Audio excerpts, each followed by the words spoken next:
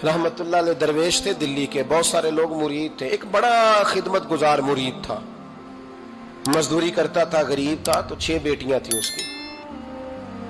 हजरत साहब के पास रोज आके कहता, हुजूर बच्चियों के लिए दुआ करें, अल्लाह कोई असबाब पैदा कर दे। एक बच्ची की शादी का खर्चा 1000 दिनार है और मैं गरीब हूं। हजरत साहब दुआ कर देते। खानका शरीफ के थोड़े ही फासले पर, हजरत जहां बैठ के मुरीदों की तरबियत करते थे, उससे थोड़ा ही फासले पर ना एक ईसाई रहता था, बड़ा मालदार था, बड़ी सारे ऊंट, गायें, भेड़, बकरियां रखी हुई थी और हजरत शरफुद्दीन रहमतुल्लाह अलैह की बड़ी मुखालफत करता था।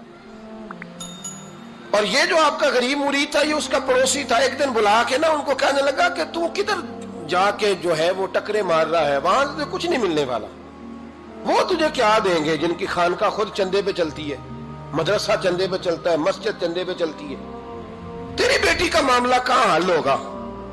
तो उस दरवेश ने कहा कि तू मेरे पीर को नहीं जानता, तू अजय मेरा महबूब नहीं डिठा, तो पता नहीं ना, तू इस रस्ते का मुसाफिर नहीं, तू नहीं जानता, उनका बस चले ना तो वो हर कीमत में मेरी बेटियों की शादी करा दे। अब वो ईसाई था, कहने लगा अच्छा चलो ठीक है, अगर इतनी बात है ना तो जाओ उनसे जाके कह दो कि 6 साल के लिए मेरे साथ मुआहदा कर लें, तो मेरे जानवरों को चारा डाल दिया करे, 6 साल ड्यूटी करे, मैं 6000 दिनार दे देता हूं। वो मेरे साथ 6 साल मेरे जानवरों को चारा डाले, रखते हैं ना आप चारा डालने के लिए, एडवांस पैसे दे के।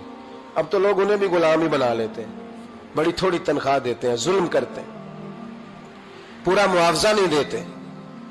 हजरत शेख शरफुद्दीन के बारे में वो कहने लगा, जब अपने पीर से जाके कह के मेरे जानवरों को 6 साल चारा डाले, मैं 6000 दे देता हूं, तू जो कहता है हर कीमत पे जाने को तैयार है। उसने जब ये बात की तो मुरीद ने नाराज हो गया, वो लड़ाई हो गई, गिरबान पकड़ लिया, झगड़ा हुआ, बात बड़ी दूर गई।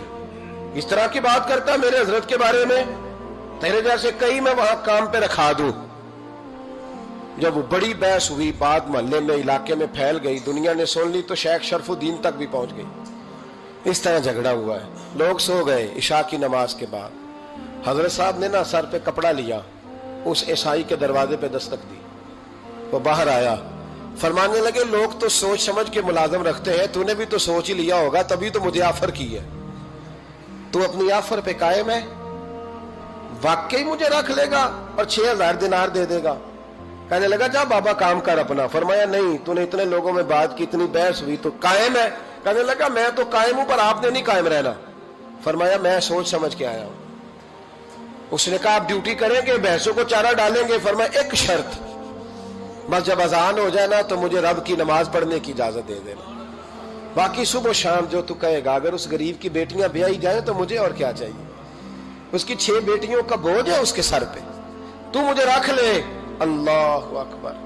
वो कहने लगा चले पे मेरे साथ खते बंदगी कर ले। आजकल हम स्टाम करते हैं, उस जमाने में खते बंदगी होता था, गुलामी का खत, काजी शहर के पास, यानी उसका ख्याल था कि चलो स्टाम की बात करूंगा तो भाग जाएंगे। फरमाया चल मैं तैयार हूं। काजी तक गए, तय हो गया, 6000 दिनार दे दिए। हजरत ने मुरीद को बुलाया, फरमाया पुत्र ये ले जा, जा मेरी बेटियों को रवाना कर दे।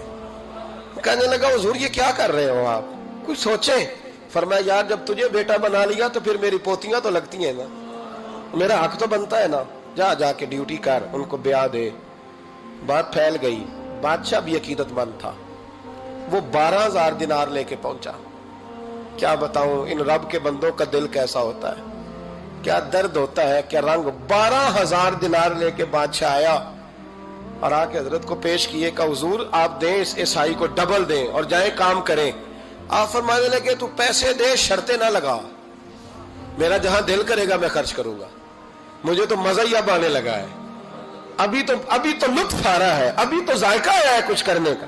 पैसे देने हैं तो दे, पाबंदी ना लगा, जहां मेरा दिल करेगा मैं। उसने कहा हुजूर ठीक है रख ले। हजरत ने फजर मस्जिद में पढ़ी, जेब में 12000 दिनार थे, ऐलान फरमाया भी किसी और की बेटी भी बैठी है तो पैसे मेरे पास है। वो 12000 दिनार भी बांट दिया और 12000 दिनार बांट के ना तो फिर चले गए खेत में चारा काटने।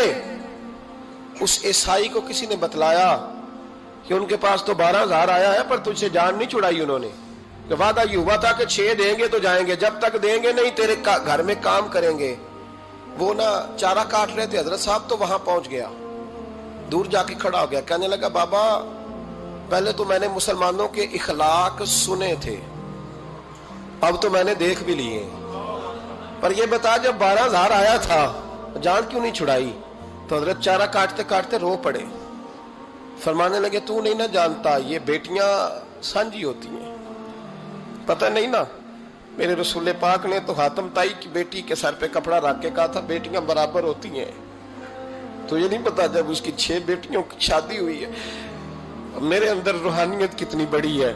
فرمایا پھر 12,000 آیا ہے تو 2-4 بچیاں پھر گئی ہیں، تجھے نہیں پتا میں اندر سے راضی کتنا ہوں، میں تیری نوکری کرتا رہوں گا، پتہ نہیں اللہ کتنی بیٹیوں کو بیاہ دے گا۔ اتنا رویا وہ عیسائی کے پیروں میں بیٹھ گیا، کہنے لگا بابا میں نے تیری مخالفت کی ہے پر تیرے قریب آ کے پتہ چلا ہے کہ تو بہت اونچے اخلاق کا مالک ہے، اور اگر تیرا یہ مقام ہے تو تجھے اخلاق سکھانے والے محمد عربی کی شان کتنی ہوگی۔ ظالم کی بولیے جاتے نہیں لوگ جھوٹے گواہ بن کے، وکیل صاحب کو نہیں پتا ہوتا کہ یہ بندہ مجرم ہے جو میرے پاس آیا، کیا مجرموں کے وکیل نہیں ہوتے؟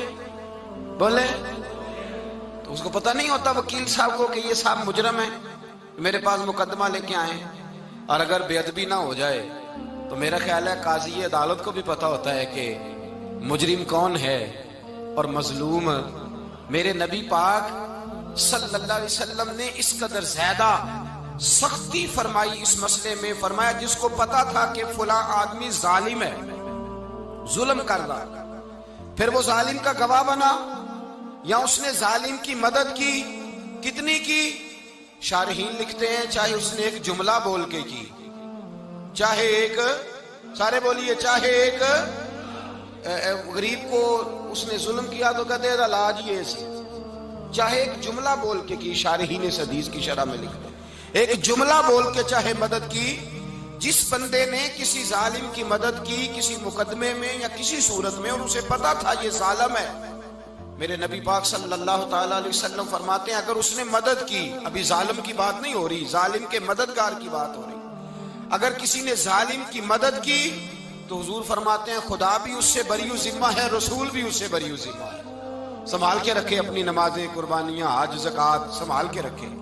اگر ظالموں کا مددگار ہے، الیکشن آ لینے دے، آپ کو نظر آ جائے گا کون کون ظالموں کا مددگار ہے، نظر آ جائے گا۔ اپنی جیب سے لوگ پیسے دے کے ظالموں کی مدد کریں گے، ان کے فلیکس چھپوائیں گے، بورڈ لگوائیں گے، جیبوں سے پیسے دے کے۔ ہم نے خود آگ لگائی ہے چمن میں اپنے، بے سبب گردشی ایام کو الزام نہ دو، ہم نے خود نور کا ظلمت سے کیا ہے سودا، کر کے توہین سحر شام کو الزام نہ دو۔ ظالموں کے مددگار میدان میں آ گئے، یہ چھوٹا لفظ نہیں، میرے حبیب پاک صلی اللہ علیہ وسلم نے فرمایا جو ظالم کا مددگار ہے سن لے جو سجن کے ساتھ کچہری جاتا ہے، وہ یاد رکھے جو دوست کا گواہ بنتا ہے، وہ یاد رکھے جو کہتا ہے میں مانگی گیا تھا، مجھے بلایا گیا تھا قبضہ چھڑانے کے لیے کسی غریب بیوہ کی جائیداد پہ، وہ سن لے تو مدد کر کے نہیں آیا، تو خدا کے ذمے سے نکل گیا ہے۔ رسول پاک نے فرمایا تیرا میرا تعلق ختم ہو گیا، تو ظالم کا مددگار ہو گیا، پھر تو کہتا میں بے چین ہوں، میں بے قرار ہوں، میں آزمائش کا شکار ہوں، پلٹ کے دیکھ تو صحیح تیرا گناہ کتنا بڑا ہے۔ میرے نبی پاک صلی اللہ علیہ وسلم کا ایک اور فرمان سن لیں، ابن ماجہ ابو داؤد میں موجود ہے، اس حدیث کو آپ نے یاد کر لینا ہے، کر لیں گے انشاءاللہ، سارے کہیے انشاءاللہ، کر لیں گے یاد۔ حضور صلی اللہ علیہ وسلم نے فرمایا اگر تو ظالم کی مدد کرے گا نا، یہ لفظ دل کی تختی پہ لکھ لینا، یہ مکافات عمل ہے، مکافات عمل دنیا، ادھر کرو گے تو ادھر بھرو گے۔ فرمایا اگر تو کسی ظالم کی مدد کرے گا، سن لے حضور کا فرمان ہے، اگر تو ابن ماجہ ابو داؤد سیاہ میں موجود ہے، فرمایا اگر تو کسی ظالم کی مدد کرے گا تو رب تعالیٰ مرنے سے پہلے تیرے اوپر بھی ظالم کو مسلط کر دے گا، تیرے اوپر بھی ایک دفعہ ظلم ضرور ہوگا اگر تو ظالم کی، وہ کسی صورت میں بھی ہو سکتا ہے، کسی صورت میں بھی تیرا بیٹا ہی اٹھ کے ظلم کر دے گا، تو الجھ جائے گا، کسی نہ کسی جگہ تیرے لیے تباہی کا سامان ہوگا، تیرے اوپر ظلم ہوگا، اس لیے کہ تو ظالموں کا مددگار ہے۔ چاہیے یہ تھا کہ تو مظلوم کی مدد کرتا، انسانی ایمانی یقین کا فریضہ سر انجام دیتا، تو ظالموں کا مددگار ہو گیا۔ ٹٹول کے دیکھ لیں، رزلٹ نکال کے دیکھ لیں، ہمارے زمانے میں ظالموں کے مددگار زیادہ ہیں، اتنی لمبی زبانیں نکال کے ظالموں کی مدد کرتے ہیں، بڑے بڑے کالم نویس اللہ نے انہیں قدرت دی لکھنے کی، تو اپنا قلم ظالموں کی مدد میں خرچ کرتے ہیں۔ وہ لوگ جن کو اللہ تبارک و تعالیٰ نے قدرت دی، ہمت دی، طاقت دی، کچھ لوگ ان کے حلقہ احباب میں، وہ اپنے لوگوں کو استعمال کر کے ظالموں کی مدد کرتے ہیں، ظالموں کی مدد کرتے ہیں۔ میرے نبی کریم سید عالم نور مجسم صلی اللہ علیہ وسلم نے فرمایا، اگر تو نے ظالم کی مدد کی تو جب تک تو توبہ نہیں کرے گا رب تجھ سے ناراض ہی رہے گا۔ اللہ تجھ سے، او بھائی جس سے رب بھی ناراض ہو گیا، نہ کھانا نہ پینا نہ سونا نہ جاگنا نہ نیند، پھر تیری ہر چیز تیرے لیے آزمائش ہو جائے گی، پھر تیرا سایہ بھی تیرے لیے خوف کا سامان بنے گا، پھر زندگی جیتی جاگتی لاش بن جائے گی، تو اپنے کندھوں پر اپنی میت اٹھائے پھرے گا جب تو ظالم کا مددگار ہوگا۔ اور نبی پاک صلی اللہ علیہ وسلم نے فرمایا، ظالموں کا مددگار بھی ظالم ہوتا ہے، ظالموں کا مددگار بھی، سارے بولے ظالموں کا مددگار بھی نہیں، کو نہیں، آپ سارے نہیں بولے، ایک دفعہ بولے ظالموں کا مددگار بھی، پکی بات ہے، ظالموں کا مددگار بھی۔ اللہ اکبر، جس کا یارانہ ہو، جس کا دوستانہ ہو، جو کہے میں نے نا اس کو اوکھے ویلے کے لیے ظالم کو یاد رکھا ہوا ہے۔ کبھی مشکل میں رکھے نہیں ہوئے لوگوں نے ظالم دوست، کہتے میں نے رکھے ہوئے ہیں، بلکہ ہمارے دیہات میں تو کہتے ہیں میں نے بازو بنائے ہوئے ہیں۔ کس کو بازو بنا لیا؟ ظالم بھی کبھی بازو ہوتا ہے، جو ظلم کی تلوار لیے میدان میں کھڑا ہے۔ قارون، حامان، فرعون، نمرود کا حال نہیں لوگوں نے دیکھا؟ اپنے زمانے میں آپ نے کتنے لوگ نہیں دیکھے جن کے سائے سے، آواز سے لوگ کانپتے تھے؟ پھر پولیس کی گاڑیوں میں وہ اس طرح مردہ پڑے کہ دنیا نے تماشا دیکھا ان کا۔ یہ رنگ ہم نے دیکھے نہیں اپنے آنکھوں سے۔ فرمایا ظالم کا مددگار بھی، جو کار میں بٹھا کے لے کے گیا وہ بھی ظالم، جس نے چائے پلائی وہ بھی، جس شخص نے کھانا کھلایا وہ بھی، جو کچہری تک ساتھ گیا وہ بھی، جس نے فلیکس کے نیچے، بڑے شرابی کے نیچے چھوٹی اپنی فوٹو لگائی وہ بھی، جو ووٹ کی پرچی ڈالنے گیا وہ بھی۔ کہہ دینا باہر نکل کے کہ حضرت صاحب نے سیاسی تقریر کی ہے، کہہ دینا، پر بات تو سچی ہے نا۔ خوگرے حمد سے تھوڑا سا گلا بھی سن لے، خوگرے حمد سے تھوڑا سا بھی گلا۔ امام مالک کے پاس ایک بندہ آیا، اس نے کہا حضور میں درزی ہوں، ایک ظالم بادشاہ مجھ سے کپڑے سلواتا ہے، میں تو ظالموں کا مددگار نہیں نا۔ ایک ظالم بادشاہ مجھ سے، حضور میں تو مددگار نہیں نا ظالموں کا، جو فرمایا ظالموں کا مددگار بھی ظالم ہوتا ہے، تو کپڑے لے کے آتا ہے میں سی کے دے دیتا ہوں، ذمہ داری نہیں۔ یہ ایک آدمی دکاندار ہے، اس سے کوئی بندہ چیز خریدنے آئے گا تو تھوڑی کہے گا میں نے نہیں دینی، تو دے گا۔ کوئی بندہ اگر کسی شخص سے کوئی کام کہتا ہے جو اس کی فیلڈ ہے، اس کا شعبہ ہے، اس کا معاش کا وہ سلسلہ ہے، کہتے ہیں یا رسول اللہ صلی اللہ علیہ وسلم ظالموں کا مددگار بھی ظالم، حضور نے فرما دیا۔ تو امام مالک سے بندے نے مسئلہ پوچھا، دل کی تختی پہ لکھنے والی باتیں ہیں، کہا حضور میں درزی ہوں، ظالم کپڑے سلواتے ہیں، میں تو مددگار نہیں نا۔ امام صاحب کہنے لگے نہیں، مددگار تو وہ ہوگا جو تجھے سوئی دھاگا فراہم کرے گا، تو پورے کپڑے سی کے دیتا ہے، تو خود بہت بڑا ظالم ہے، تو پورے سوٹ سی کے دیتا ہے، تو بہت بڑا ظالم خود ہے۔ مددگار تو وہ ہوگا جو تجھے دھاگا دے گا، جو تجھے بٹن دے گا، جو تجھے نلکی دے گا، جو ظالم سے اتنی نفرت ظلم کر کے بندہ ہے۔ یہاں تو ہمارے زمانے میں ہیرو بن جاتے ہیں لوگ، ظالم ہیرو ہے، لوگ اس سے ڈرتے پھرتے ہیں، گھومتے پھرتے ہیں، اور بہت سارے کم مزاج لوگ اس کے پیچھے ہاتھ باندھ کے پھرتے ہیں۔ ظالموں کی مدد کرنا، ظالموں کے ساتھ رہنا، یہ ظلم ہے، ظلم، یہ زیادتی ہے۔ میرے نبی پاک صلی اللہ تعالی علیہ وآلہ وسلم نے ارشاد فرمایا، یاد رکھو رب فرماتا ہے میں مظلوم کی مدد ضرور کروں گا، چاہے جلدی کروں چاہے دیر سے کروں، میں مظلوم کی مدد۔